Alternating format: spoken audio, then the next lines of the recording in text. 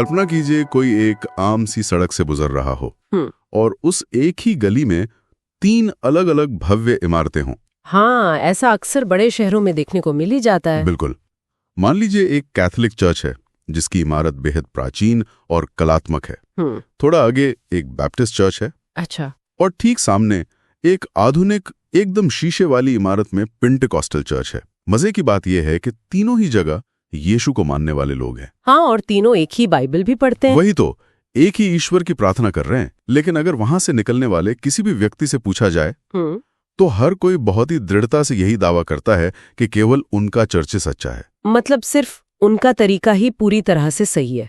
ये तो सच में बहुत अजीब बात है ना? ये दृश्य अपने आप में एक बहुत बड़ा और उलझा देने वाला विरोधाभास है। और यही वो विरोधाभास था जिसने मुझे हमारे आज के स्रोतों की गहराई में जाने पर मजबूर कर दिया। हाँ, आज हम सलाहकार मित्र पारिक थॉमसन के उस दिलचस्प लेख और सैल्वेशन बाय ग्रेस के वीडियो ट्रांसक्रिप्ट पर अपनी एक गहन चर्चा कर रहे हैं। बिल्कुल। थॉमसन अपने लेख में एक बहुत ही चुभने वाला सवाल उठाते हैं। उनका कहना है कि आज का मसीही समाज इतनी बुरी तरह से भ्रमित है कि उन्होंने यीशु की वास्तविक शिक्षाओं को कहीं बहुत पीछे छोड़ दिया है। और वो कहते हैं कि अब लोग केवल अपनी लालसाओं और सहूलियतों के हिसाब से जी रहे हैं। एकदम सही। एक छद्म भेष में, मतलब एक मुखौटा पहनकर बस सामाजिक जीवन जी रहे हैं। मैं सोच रहा था कि ये बहुत ही बड़ा दावा है। मैं आपकी बात से पूरी तरह सहमत हूँ। ये वाकई एक ऐसा दावा है जो किसी को भी असहज कर सकता है।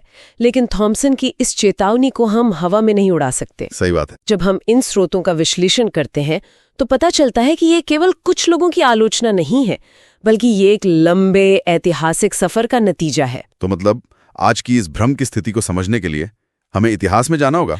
हाँ, बिल्कुल। इस हजारों टुकड़ों में बटी हुई आस्था को समझने के लिए हमें इतिहास के उन पन्नों को बहुत बारीकी से खंगालना होगा। हमें देखना होगा कि कैसे एक बेहद साधारण एकजुट समूह, जिसे पहली कलीसिया कहा गया, समय के साथ हजारों अलग अलग संप्रदायों या डिनोमिनेशंस में बट गया। और इस ऐतिहासिक गुत्थी को सुलझाने की शुरुआत हमें बिल्कुल वहीं से करनी चाहिए जहां से ये सब शुरू हुआ था। सही कहा। बाइबल में प्रेरितों के काम के दूसरे अध्याय की 44वीं आयत में एक बहुत ही अलग तस्वीर पेश की गई है। हाँ, वो तस्वीर आज के इन भव्य चर्चों से बिल्कुल अलग है। यीशु के जाने के ठीक बाद के उस दौर की कल्पना करें। कोई बड़ी बड़ी वातानुकूलित इमारतें नहीं थीं। हाँ, ना ही कोई कैथोलिक, बैप्टिस्ट या प्रोटेस्टेंट जैसे नाम थे। एकदम नहीं। सोने के सिंहासन पर बैठने वाले कोई धार्मिक नेता भी नहीं थे। बस कुछ मुट्ठी भर विश्वासी थे जो एक साधारण से कमरे में जमीन पर बैठते थे और साथ मिलकर प्रार्थना करते थे। हाँ, एक साथ खाना खाते थे और अपना सब कुछ, यहाँ तक कि अपनी संपत्ति भी एक दूसरे के साथ साझा करते थे। वो कितनी साधारण शुरुआत थी और कितनी मजबूत और एकजुट भी।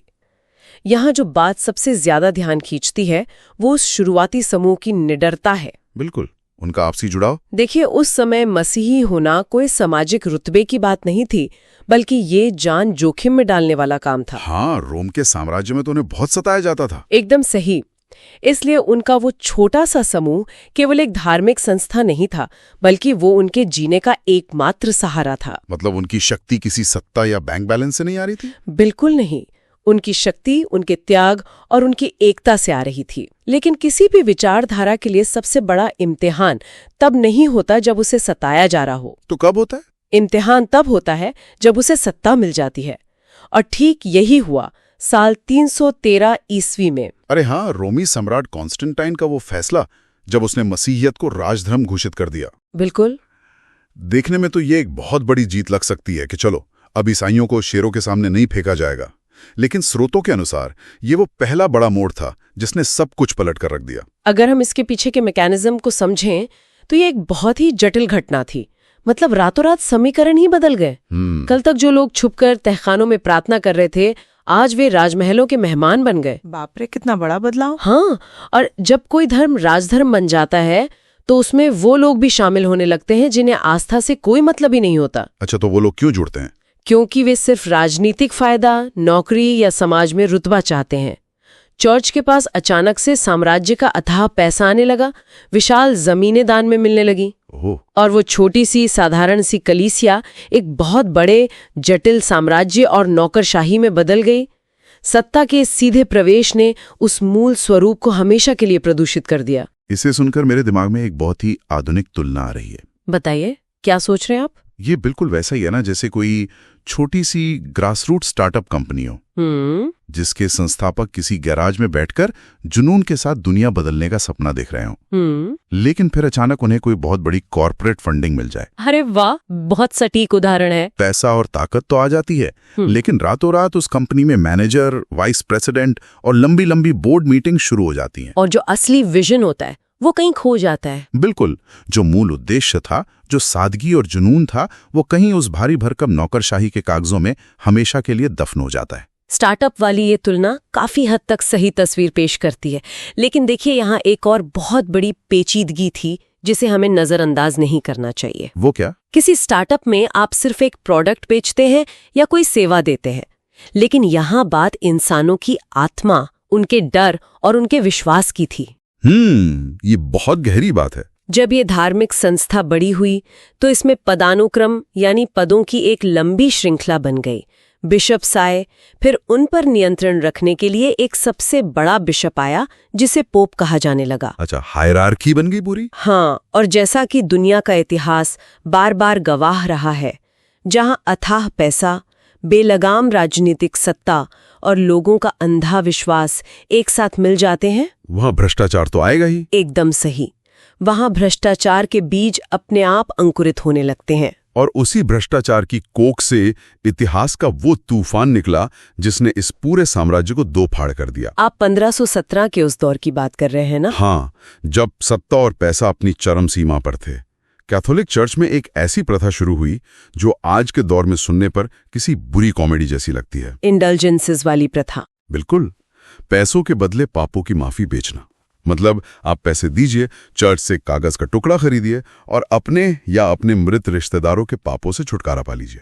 ये सुनने में बहुत अजीब लगता है, लेकिन इस प्रथा के पीछे के मनोविज्ञान को समझना बहुत जरूरी है। वो कैसे? मध्यकाल के यूरोप में लोगों के मन में नर्क और मृत्यु के बाद की सजा को लेकर एक बहुत गहरा खौफ बैठा हुआ था। डर का व्यापार। बिल्कुल।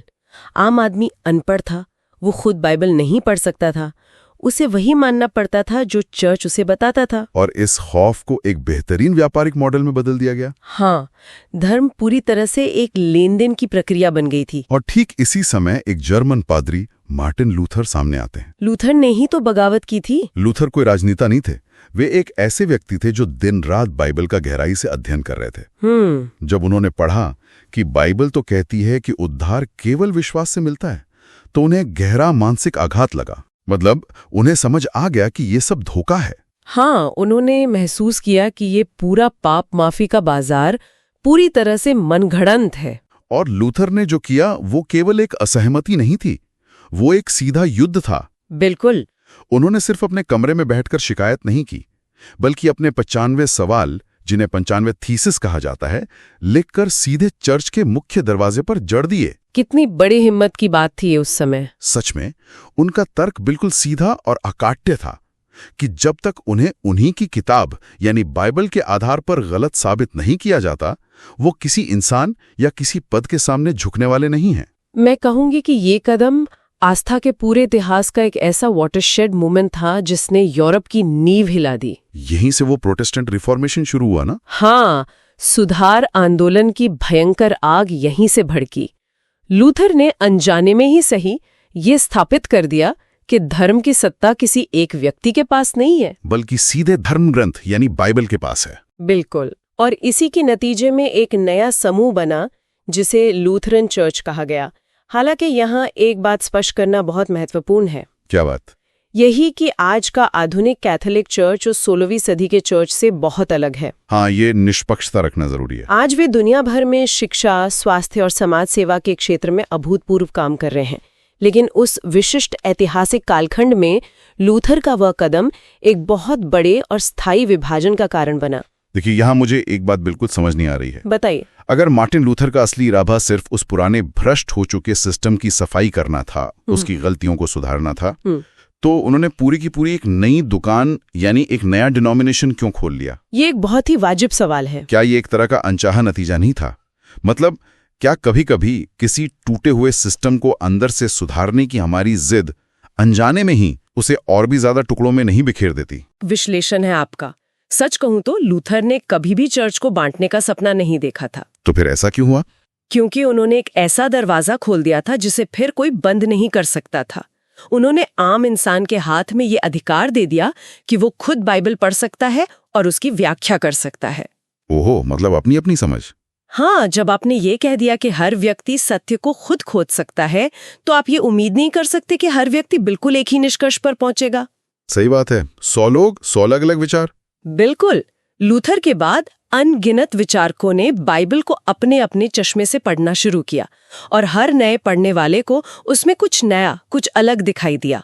यानी सवाल पूछने की इस नई आजादी ने ज्ञान तो बढ़ाया, लेकिन साथ ही सैद्धांतिक विभाजनों की एक ऐसी फैक्ट्री लगा दी जो कभी बंद ही नहीं हुई। और इसका सबसे ज्वलंत और बड़ा उदाहरण हमें 1600 के दशक में देखने को मिलता है। बैप्टिस्ट चर्च का उदय। एकदम सही। जॉन स्मिथ नाम के एक विचारक ने बाइबल पढ़ते हुए एक बहुत ही बुनियादी लेकिन हिला देने वाला सवाल उठाया। क्या सवाल था वो? उन्होंने कहा कि बपतिस्मा, जो कि मसीहियत में एक बहुत महत्वपूर्ण संस्कार है, वो बच्चों का नहीं होना चाहिए। अच्छा, लेकिन उस समय तो बच्चों का ही होता था। हाँ, पर उनका तर्क था कि नवजात बच्चों को पाप का या सही और गलत का कोई ज्ञान नहीं होता। वे अपनी मर्जी से कोई चुनाव नहीं कर सकते। लॉजिक तो है इस बात में। इसलिए बचपन में माता पिता द्वारा दिलवाया गया बपतिस्मा आध्यात्मिक रूप से कोई मायने नहीं रखता। उनका निष्कर्ष था कि केवल उन वयस्कों का ही बपतिस्मा होना चाहिए जो पूरे होशो हवास में विश्वास करने का फैसला करते हैं। सुनने में ये एक छोटा सा वैचारिक अंतर लग सकता है, लेकिन अगर इसके असर को सोचें तो ये एक बहुत बड़ा भूकंप था। बिल्कुल था। अगर बच्चों का बपतिस्मा गलत है तो इसका मतलब है कि सदियों से चली आ रही पूरी की पूरी धार्मिक व्यवस्था ही अमान्य हो गई। हाँ, और सिर्फ इसी एक सवाल ने एक पूरे के पूरे नए डिनोमिनेशन बैप्टिस्ट चर्च को जन्म दे दिया। कमाल है। क्योंकि ये सिर्फ एक रस्म का सवाल नहीं था, ये इस बात का सवाल था कि राज्य और धर्म का रिश्ता कैसा हो। उस समय राज्य ही तय करता था कि हर पैदा होने वाले बच्चे का बपतिस्मा होगा ताकि वो नागरिक बन सके। और जॉन स्मिथ ने इसे व्यक्तिगत पसंद का मामला बना दिया। एकदम सही। और धर्म का ये बंटवारा सिर्फ सिद्धांतों तक नहीं रुका। अगर हम समय के पहिए को थोड़ा और आगे बढ़ाएं और 1906 के अमेरिका की तरफ देखें, तो वहां क्या हो रहा था? वहां एक बिल्कुल अलग तरह का खालीपन महसूस किया जा रहा था। जब धर्म बहुत ज्यादा बौद्धिक और किताबी हो जाता है तो लोग अक्सर उस असल जादुई या आध्यात्मिक अनुभव को मिस करने लगते हैं। और शायद इसी आध्यात्मिक खालीपन ने उस अगले बड़े विस्फोट को जन्म दिया जिसे हम पेंटिकॉस्टल आंदोलन कहते हैं। ज्यादातर पारंपरिक चर्च ये मानकर बैठ गए थे कि चमत्कारों का युग अब खत्म हो चुका है। सब कुछ एक ठंडी सेट की हुई प्रार्थना पद्धति में ढल चुका था। और तब लॉस एंजलिस की अजूजा स्ट्रीट में कुछ हुआ था ना? जी, एक पुराने जर्जर से अस्तबल में कुछ ऐसा हुआ जिसने फिर से पूरी दुनिया का ध्यान खींचा। कोई बहुत बड़ा धर्मशास्त्री था वहां? बिल्कुल नहीं। इसकी अगुवाई कोई पढ़ा लिखा व्यक्ति नहीं कर रहा था, बल्कि एक गरीब अश्वेत पादरी विलियम सिम्योर कर रहे थे, जो एक आंख से अंधे भी थे। उस दौर में जब बड़े बड़े आलीशान चर्च बन चुके थे और सब कुछ एक वीआईपी क्लब जैसा हो गया था, वहां एक गरीब और शारीरिक रूप से कमजोर व्यक्ति का इतने बड़े आंदोलन का नेतृत्व करना सच में हैरान करने वाला है। और शायद यही इस आंदोलन की सबसे बड़ी ताकत थी। अजूजा स्ट्रीट में जब समाज के सबसे पिछड़े और आम लोग इकट्ठा हुए तो उन्होंने किसी सिद्धांत पर बहस नहीं की। तो उन्होंने क्या किया? उन्होंने होली स्पिरिट यानी पवित्र आत्मा की शक्ति का एक सीधा, व्यक्तिगत और भावनात्मक अनुभव किया। बिल्कुल वैसा ही जैसा पहली कलीसिया ने किया था। हाँ, लोग भावुक होकर अन्य भाषाओं में बोलने लगे, चमत्कारिक रूप से बीमारियां ठीक होने के दावे किए जाने लगे। उनका पूरा तर्क बाइबल की एक आयत इब्रानियों 13:8 पर आधारित था, जिसमें लिखा है कि परमेश्वर हमेशा एक सा है। बिल्कुल। अगर परमेश्वर कल, आज और युगानुयुग एक सा है तो फिर वे चमत्कार आज क्यों नहीं हो सकते? और उस एक गरीब पादरी के शुरू किए गए उस भावनात्मक आंदोलन का नतीजा आज हमारे सामने है। आज दुनिया भर में 60 करोड़ से ज्यादा पेंटिकॉस्टल मसीही हैं। सही कह रहे हैं। लेकिन इन सारी ऐतिहासिक घटनाओं को देखकर मेरे मन में एक बहुत बड़ा विरोधाभास कौंध रहा है। कैसा विरोधाभास?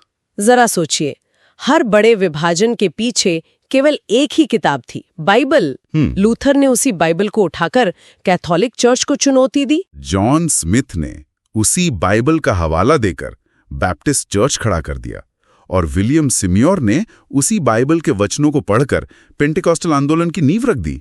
ये एक बहुत ही गहरा ऑब्जर्वेशन है। जो एक किताब पूरी मानवता को एक सूत्र में पिरोने के लिए थी, इंसानी व्याख्याओं और अपनी अपनी समझ के कारण वही किताब अलग अलग गुटों का नक्शा बन गई। मैं कहूंगी कि ये इंसानी दिमाग की सीमाओं और हमारे अहंकार की सबसे बड़ी त्रासदी है। सच में? हम इंसान अक्सर संपूर्ण सत्य को एक साथ देखने में नाकाम रहते हैं। हम सत्य के किसी एक छोटे से हिस्से को पकड़ लेते हैं, जैसे कोई नियम को पकड़ लेता है, कोई भावनाओं को पकड़ लेता है। बिल्कुल। और फिर उसी एक टुकड़े के चारों ओर अपनी पूरी दुनिया, अपना पूरा सिद्धांत और अपना एक अलग गुट खड़ा कर लेते हैं। और यही वो सटीक बिंदु है जहां से हमें वापस सलाहकार मित्र पारिक थॉम्सन के लेख और उस मूल चिंता पर आना चाहिए जो उन्होंने उठाई है। थॉम्सन ने बहुत ही बेबाकी और स्पष्टता के साथ ये चेतावनी दी है कि आज का मसीही समाज किस कदर गहरे भ्रम में जी रहा है। इतिहास के इन अनगिनत विभाजनों को समझने के बाद ये देखना बिल्कुल भी मुश्किल नहीं है कि ये भ्रम कहां से पैदा हो रहा है। एकदम सही। थॉम्सन का मुख्य तर्क यह है कि आज लोग यीशु की वास्तविक शिक्षाओं, उनके प्रेम, क्षमा और बलिदान के संदेश को पूरी तरह भूल चुके हैं और उसकी जगह अपनी लालसाओं को प्रमुखता दे रहे हैं। हाँ, उन्होंने एक बहुत ही कड़ा शब्द इस्तेमाल किया है, छद्मवेश में सामाजिक जीवन। छद्मवेश मतलब एक मुखौटा। थॉम्सन का ये विश्लेषण कोई सतही आलोचना नहीं है, बल्कि ये आज की कड़वी सच्चाई है। आज बहुत से लोगों के लिए चर्च जाना ईश्वर की खोज नहीं रह गया है, बल्कि एक सोशल क्लब बन गया है। हाँ, लोग वहां इसलिए जाते हैं ताकि उनके बिजनेस के संपर्क बन सकें, समाज में उनकी इज्जत बढ़े, या उनके बच्चों के लिए अच्छे रिश्ते मिल सके। रविवार को चर्च में बहुत पवित्र दिखने वाले लोग सोमवार से शनिवार तक दुनिया के हर भ्रष्टाचार और नफरत में शामिल रहते हैं। ये तो बहुत ही पाखंड वाली बात हो गई। और यही वो मुखौटा है जिसके पीछे यीशु की असली शिक्षाएं छुप गई हैं।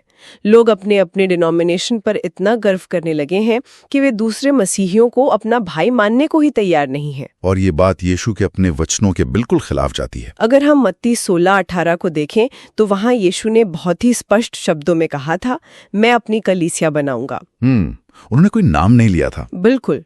ध्यान देने वाली बात यह है कि उन्होंने ये नहीं कहा था कि मैं एक कैथोलिक चर्च बनाऊंगा या मैं एक नया बैप्टिस्ट संप्रदाय खड़ा करूंगा। उन्होंने सिर्फ कलीसिया शब्द का इस्तेमाल किया था, एक शरीर, एक समूह। और सिर्फ यीशु ही नहीं, प्रेरित पौलुस ने भी इस विभाजन को लेकर गहरी हताशा व्यक्त की थी।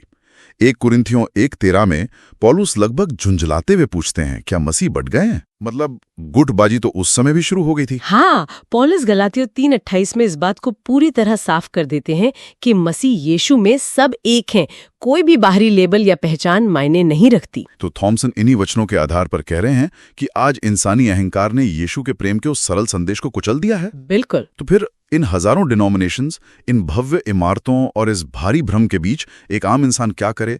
वो सच्ची कलीसिया है कहाँ? इस सबसे महत्वपूर्ण सवाल का जवाब हमें यूहन्ना 4:24 में बहुत ही खूबसूरती से मिलता है। वहाँ क्या लिखा है? वहाँ यीशु कहते हैं कि परमेश्वर आत्मा है और जो उसकी उपासना करते हैं उन्हें आत्मा और सच्चाई से उपासना करनी चाहिए। मतलब कोई इमारत जरूरी नहीं है। एकदम सही। सच्चा चर्च ईंट, पत्थर, कंक्रीट या कांच की कोई भव्य इमारत नहीं है। जहाँ बाइबल की सच्ची शिक्षा है, जहाँ लोगों के दिलों में दिखावा नहीं बल्कि एक दूसरे के लिए निस्वार्थ प्रेम है, और जहाँ लोग एक पवित्र और ईमानदार जीवन जी रहे हैं, वही असल में यीशु की सच्ची कलीसिया है। यानी इस पूरी गहरी चर्चा का सार यह है कि यीशु इस दुनिया में कोई नया ईसाई धर्म नाम का ब्रांड बनाने नहीं आए थे, ना ही हजारों डिनोमिनेशनल विभाजन खड़ा करने। समय के साथ इंसानी गलतियों, सत्ता के लालच और थियोलॉजिकल बहसों ने आस्था के उस सीधे रास्ते को हजारों पगडंडियों में बांट दिया। और उसी का नतीजा है कि आज मसीह समाज इतना ज्यादा भ्रमित हो गया है। और यही वजह है कि पारिक थॉम्सन का ये लेख आज के समय में इतना प्रासंगिक हो जाता है। हमें किसी विशेष नाम या ब्रांड के पीछे भागने की कोई जरूरत नहीं है। आज सबसे बड़ी जरूरत इस बात की है कि हर व्यक्ति अपने स्वविवेक का इस्तेमाल करे, अपने विश्वास की खुद जांच करे। बिल्कुल, अपनी आत्मा में झांकें और उस मूल संदेश को समझने की कोशिश करें जिसमें सिर्फ प्रेम, सेवा और क्षमा की बात थी। ना कि ऊंची इमारतों और ऊंच नीच के विभाजनों की। ये सचमुच एक ऐसी यात्रा है जो किसी भव्य इमारत के भारी भरकम दरवाजे पर जाके खत्म नहीं होती, बल्कि ये इंसान के अपने दिल के भीतर से शुरू होती है। सही कहा। इस पूरी चर्चा ने इतिहास के पन्नों से लेकर आज की सच्चाई तक सोचने का एक बिल्कुल नया नजरिया दिया है। तो चलिए आज की इस गहन चर्चा को खत्म करने से पहले एक ऐसे विचार पर चिंतन करते हैं जो शायद किसी इतिहास की किताब में लिखा हुआ न मिले। बताइए। कल्पना कीजिए अगर यीशु आज खुद उस सड़क से पैदल गुजरे जहां वे 3 अलग-अलग शानदार और आलीशान चर्च आमने सामने खड़े हैं, तो क्या वे किसी भव्य इमारत का वो बड़ा सा दरवाजा खटखटाएंगे? ये बहुत ही गहरा सवाल है। या फिर वो उन सभी करोड़ों की इमारतों को शांति से पार करते हुए किसी साधारण से घर के उस छोटे से छिपे हुए कमरे की तलाश करेंगे जहां कुछ लोग बिना किसी लेबल के बस एक दूसरे के साथ रोटियां तोड़ रहे हों और बिना किसी मुखौटे के बिल्कुल सच्ची भावना से एक दूसरे के साथ प्रेम बांट रहे हों? इस सवाल पर विचार जरूर कीजिएगा।